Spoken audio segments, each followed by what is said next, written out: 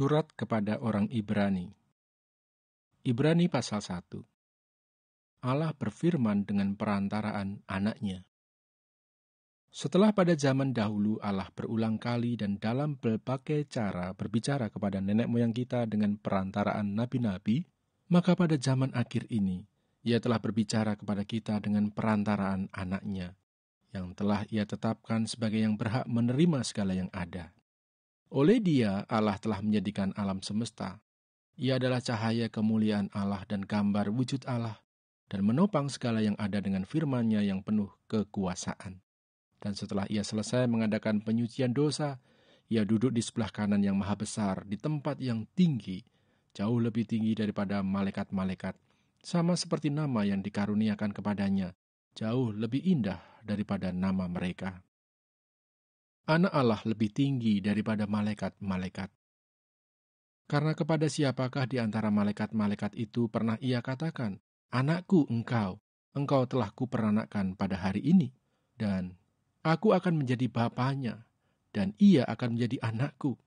Dan ketika Ia membawa pula anaknya yang sulung ke dunia, Ia berkata, "Semua malaikat Allah harus menyembah Dia." Dan tentang malaikat-malaikat Ia berkata, yang membuat malaikat-malaikatnya menjadi badai dan pelayan-pelayannya menjadi nyala api. Tetapi tentang anak, Ia berkata, "Tahtamu, ya Allah, tetap untuk seterusnya dan selamanya, dan tongkat kerajaanmu adalah tongkat kebenaran. Engkau mencintai keadilan dan membenci kefasikan. Sebab itu Allahmu telah mengurapi engkau dengan minyak sebagai tanda kesukaan, melebihi teman-teman sekutumu. Dan pada mulanya, ya Tuhan, Engkau telah meletakkan dasar bumi, dan langit adalah buatan tanganmu. Semuanya itu akan binasa, tetapi Engkau tetap ada, dan semuanya itu akan menjadi usang seperti pakaian. Seperti jubah akan Engkau gulungkan mereka, dan seperti persalinan mereka akan diubah. Tetapi Engkau tetap sama, dan tahun-tahunmu tidak berkesudahan. Dan kepada siapakah di antara malaikat-malaikat itu pernah Ia berkata, "Duduklah di sebelah kananku, sampai kubuat musuh-musuhmu menjadi tumpuan kakimu." Bukankah mereka semua adalah roh-roh yang melayani, yang diutus untuk melayani mereka yang harus memperoleh keselamatan?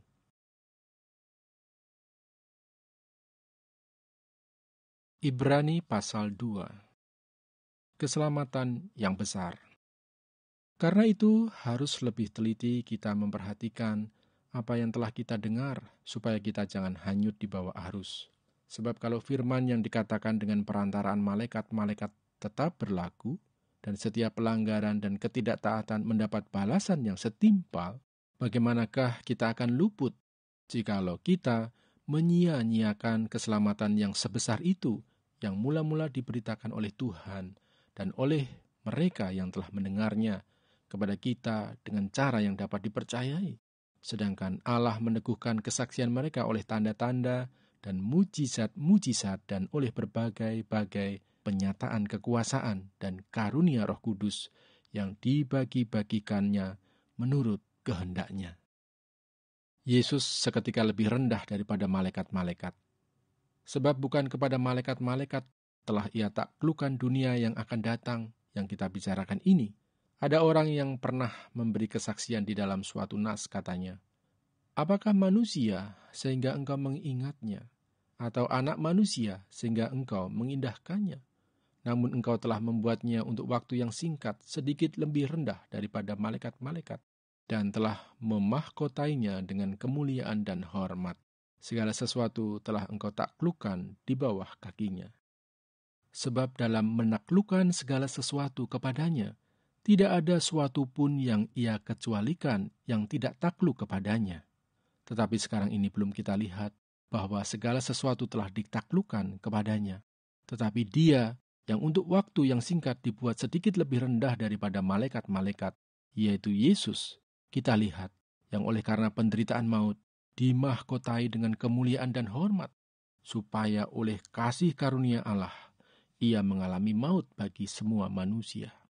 Sebab memang sesuai dengan keadaan Allah, yang baginya dan olehnya segala sesuatu dijadikan, yaitu Allah yang membawa banyak orang kepada kemuliaan, juga menyempurnakan Yesus yang memimpin mereka kepada keselamatan dengan penderitaan. Sebab Ia yang menguduskan dan mereka yang dikuduskan, mereka semua berasal dari satu. Itulah sebabnya Ia tidak malu menyebut mereka saudara. Katanya, "Aku akan memberitakan namamu kepada saudara-saudaraku dan memuji-muji engkau di tengah-tengah jemaat." Dan lagi, "Aku akan menaruh kepercayaan kepadanya." Dan lagi, "Sesungguhnya inilah aku dan anak-anak yang telah diberikan Allah kepadaku."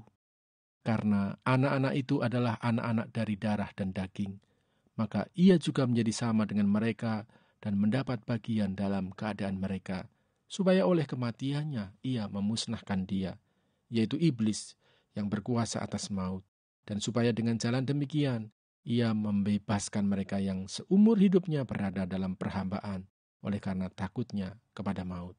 Sebab sesungguhnya bukan malaikat-malaikat yang ia kasihani, tetapi keturunan Abraham yang ia kasihani. Itulah sebabnya, maka dalam segala hal ia harus disamakan dengan saudara-saudaranya, supaya ia menjadi imam besar yang menaruh belas kasihan dan yang setia kepada Allah untuk mendamaikan dosa seluruh bangsa. Sebab oleh karena ia sendiri telah menderita karena pencobaan, maka ia dapat menolong mereka yang dicobai. Ibrani pasal 3. Yesus lebih tinggi dari Musa. Sebab itu, hai saudara-saudara yang kudus, yang mendapat bagian dalam panggilan sorgawi, pandanglah kepada rasul dan imam besar yang kita akui, yaitu Yesus, yang setia kepada Dia yang telah menetapkannya, sebagaimana Musa pun setia dalam segenap rumahnya. Sebab ia dipandang layak mendapat kemuliaan lebih besar daripada Musa. Sama seperti ahli bangunan lebih dihormati daripada rumah yang dibangunnya. Sebab setiap rumah dibangun oleh seorang ahli bangunan, tetapi ahli bangunan segala sesuatu ialah Allah. Dan Musa memang setia dalam segenap rumah Allah sebagai pelayan untuk memberi kesaksian tentang apa yang akan diberitakan kemudian. Tetapi Kristus setia sebagai anak yang mengepalai rumahnya. Dan rumahnya ialah kita, jika kita sampai kepada akhirnya teguh berpegang pada kepercayaan dan pengharapan yang kita megahkan.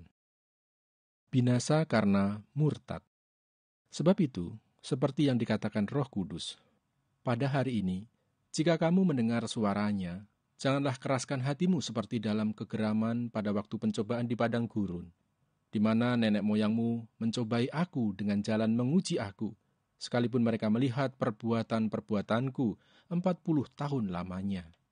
Itulah sebabnya aku murka kepada angkatan itu dan berkata, selalu mereka sesat hati dan mereka tidak mengenal jalanku. Sehingga aku bersumpah dalam murkaku, mereka tak akan masuk ke tempat perhentianku. Waspadalah, hai saudara-saudara, supaya di antara kamu jangan terdapat seorang yang hatinya jahat dan yang tidak percaya oleh karena ia murtad dari Allah yang hidup. Tetapi nasihatilah seorang akan yang lain setiap hari, selama masih dapat dikatakan hari ini, supaya jangan ada di antara kamu yang menjadi tegar hatinya karena tipu daya dosa.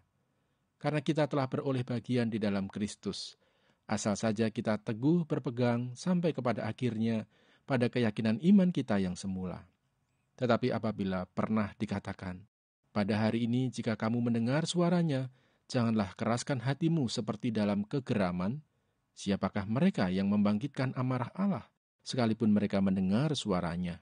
Bukankah mereka semua yang keluar dari Mesir di bawah pimpinan Musa?